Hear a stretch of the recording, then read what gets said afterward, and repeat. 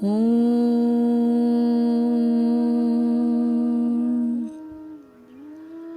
श्री कृष्णाय नमः।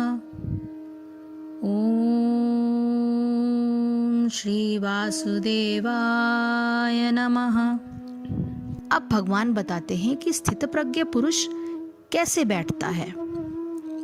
यहाँ बैठने से अर्थात यह है कि अपनी स्थिति में स्थिर कैसे रहता है। इसका उत्तर देते हुए कहते हैं, यदा संहरते चयं कूर्मा अंगानि इव सर्वशः इंद्रियाणि इंद्रिय अर्थेभ्य तस्य प्रज्ञा प्रतिष्ठिता। जिस प्रकार कछुआ अपने अंगों को संकुचित करके खोल के भीतर कर लेता है, उसी प्रकार जो मनुष्य अपनी इंद्रियों को इंद्रिय विषयों से खींच लेता है, वह पूर्ण चेतना में दृढ़तापूर्वक स्थिर होता है। अर्थात किसी योगी, भक्त या आत्मसिद्ध व्यक्ति की कसौटी यह है कि वो अपनी योजना के अनुसार इंद्रियों को वश में कर सके। किंतु अधिकांश व्यक्ति अपनी इंद्रियों के दास बने रहते हैं और इंद्रियों के ही कहने पर चलते हैं। यह जो है उत्तर इस प्रश्न का है कि योगी किस प्रकार स्थित होता है। तो इंद्रियों की तुलना अगर हम विषैले सर्पों से करें, वे अत्यंत स्वतंत्रता पूर्वक तथा बिना किसी नियंत्रण के कर्म करना चाहती है। तो योगी या भक्त को इन सर्पों को वश में करने के लिए एक सपेरी की भांति अत्यंत प्रबल होना चाहिए। वो उन्हें कभी भी कार्य करने की छूट नहीं देता। शास्त्रों में अनेक आदेश हैं, उनमें से कुछ करो तथा कुछ न करो से संबंध है। जब तक कोई इन करो या न करो का पालन नहीं कर पाता और इंद्रिय भोग पर संयम नहीं बरतता, तब तक उसका कृष्ण भावनामृत में स्थिर हो पाना असंभव है। यहाँ पर सर्वश्रेष्ठ उदाहरण कछुए का है। वह किसी भी समय अपने अंग समेट सकता है और पुनः विशिष्ट उद्देश्य से उसे प्रकट कर सकता है। इसी प्रकार कृष्ण भावना भावित व्यक्तियों की इंद्रियां भी केवल भगवान की विशिष्ट सेवाओं के लिए काम आती हैं, अन्यथा उनका संकोच कर लिया जाता है।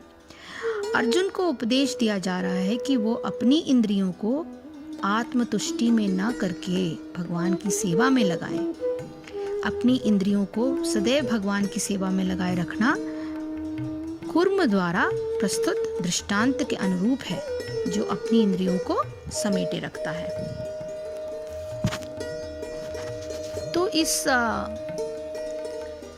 श्लोक में भगवान बता रहे हैं कि जो पुरुष सर्वत्र स्नेह रहित हुआ, शुभ तथा अशुभ वस्तुओं को प्राप्त होकर न प्रसन्न हुआ और न ही द्वेष किया, तो उसकी बुद्धि जो है वो स्थितप्रज्ञ कहलाई, वो स्थिर कहलाई। स्थितप्रज्ञ के मन के भाव, भगवान के मन में उठने वाले भावों के संबंध में ऐसी बातें कही हैं जो जीवन में आने वाली संपूर्ण परिस्थितियों और व्यक्तियों एवं घटनाओं पर लागू होती हैं। तो स्थितप्रज्ञ पुरुष की स्थिति, कछुआ अपनी कठोर पीठ में जब अपने अंग निकालता है तो जैसे ही उसे किसी आघात की आशंका होती है तो वो अपने अंगों को अपने ही अंदर तुरंत समेट लेता है। इस प्रकार स्थितप्रज्ञ पुरुष अपनी इंद्रियों को सांसारिक विषयों से हटा लेता है और यही कारण है कि वो अपनी स्थिरता में स्थित रहता है। यहाँ ये प्रश्न उठता है कि सांसारिक विषयों से इंद्रियों को हटाना क्या है। इस पर प्रकाश डालते हुए श्री भगवान कहते हैं, विषया विनिवर्तन्ते निराहारस्य देहिनः रजवर्ज रसोऽप्यपस्य परम दृष्ट्वा निवर्तते। यद्यपि इंद्रियों के द्वारा विषयों को न ग्रहण करने वाले पुरुष के भी केवल विषयों को निवृत्त विषयों से निवृत्त हो जाना होता है, परंतु राग नहीं निवृत्त होता। और इस पुरुष का राग भी परमात्मा का साक्षात करके निवृत्त हो जाता है। तो स्थित प्रज्ञ की राग से निवृत्ति कैसी होती है? ये इंद्रियों के द्वारा यदि विषयों को ग्रहण ही न किया जाए तो संभव है कि विषय निवृत्त हो जाएं, परंतु उन विषयों में रहने वाली सुख की आशा तो समाप्त नहीं होती। यदि सुख की आशा बनी रहती है तो कभी न कभी इंद्रियों द्वारा उन विषयों को ग्रहण करने की इच्छा भी उठ सकती है, परंतु स्थितप्रज्ञ पुरुष की इंद्रियों की निवृत्ति दूसरे प्रकार की होती है। परमात्मा का साक्षात्कार हो जाने से स्थितप्रज्ञ पुरुष को परम आनंद का आभास हो जाता है। फिर तुच्छ सांसारिक भोगों में उसकी कोई रुचि ही नहीं रह जाती। उदाहरण के लिए एक छोटा बच्चा खिलौने की मोटर में अत्यंत आसक्त होता है, यहाँ तक कि जब सोता है तो उसे साथ लेकर सोता है, परंतु वही बच्चा जब बड़ा होकर वास्तविक मोटरों का स्वामी हो जाता है तो फिर उस खिलौने की मोटर में उसकी कोई रुचि नहीं होती। इसी प्रकार स्थितप्रज्ञ व्यक्ति का केवल बाहरी विषयों से संबंध ही समाप्त नहीं हो जाता, परंतु उन विषयों के साक्षात्कार के असीम आनंद सिंधु में डूबा रहता है। इसलिए उसे सांसारिक विषयों में किंचित भी रस का आभास नहीं होता। यदि सुख के आभास का सर्वथा नाश न हो तो क्या खतरा रहता है, ये बताते हुए भगवान कहते हैं, यततो यपि कौन्तेय पुरुषस्य विपश्चितः इंद्रियाणि प्रमाथीनि हरन्ति प्रसभम मनः। हे अर्जुन, बुद्धिमान पुरुष के यत्न करते हुए भी उसके मन को ये प्रमथन स्वभाव वाली इंद्रियां जबरदस्ती हर लेती हैं। विषयजन्य इंद्रिय सुख का भ्रम क्या होता है? मनुष्य की इंद्रियों को प्रमथन स्वभाव वाला बताया गया है। दही मथने की मथनी एक ही जगह खड़े रहते हुए भी निरंतर घूमती रहती है। इसी प्रकार चाहे कोई व्यक्ति कितना ही बुद्धिमान क्यों ना हो, अपनी इंद्रियों को वश में करने का कितना ही प्रबल प्रयत्न क्यों ना करे, तथापि यदि सांसारिक विषयों में थोड़ी सी भी सुख बुद्धि अटकी हुई है तो ये इंद्रियां ऐसे व्यक्ति के मन को कभी न कभी चलायमान कर ही देती है।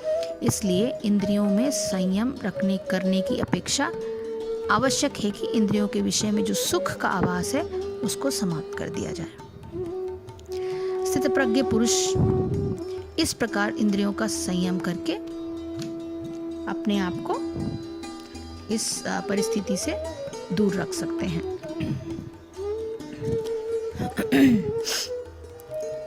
तो भगवान कहते हैं, हे अर्जुन, इंद्रियां इतनी प्रबल तथा वेगवान हैं कि वे उस विवेकी पुरुष के मन को भी बलपूर्वक हर लेती हैं जो उन्हें वश में करने का प्रयत्न करता है।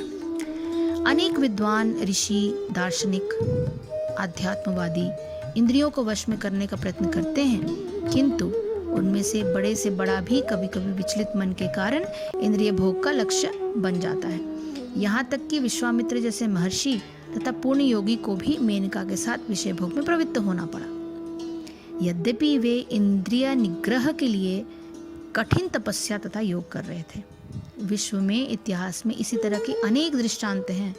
अतः पूर्णतया कृष्ण भावना भावित हुए बिना मन तथा इंद्रियों को वश में कर सकना अत्यंत ही कठिन है। मन को कृष्ण में लगाए बिना मनुष्य ऐसे भौतिक कार्यों को बंद नहीं कर सकता।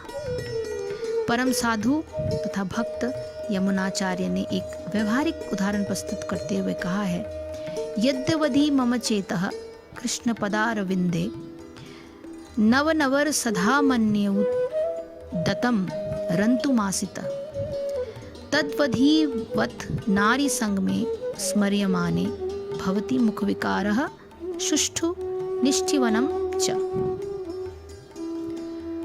जब से मेरा मन भगवान कृष्ण के चरणार विंदों की सेवा में लग गया है और जब से मैं नित्य नव्य दिव्य रस का अनुभव कर सकता हूँ, तब से स्त्री प्रसंग का विचार आते ही मेरा मन उधर से फिर जाता है और मैं ऐसे विचार पर थू थू करता हूँ। कृष्ण भावनामृत इतनी दिव्य सुंदर वस्तु है कि इसके प्रभाव से भौतिक भोग स्वतः नीरस हो जाता है। ये वैसा ही है जैसा कोई भूखा मनुष्य प्रचुर मात्रा में पुष्टिदायक भोजन करके अपनी भूख मिटा ले। महाराज अम्बरीश भी परम योगी दुर्वासा मुनि पर इसीलिए विजय पा सके क्योंकि उनका मन निरंतर कृष्ण भावनामृत में लगा रहता था। जय गुरुदेव, जय श्री कृष्ण।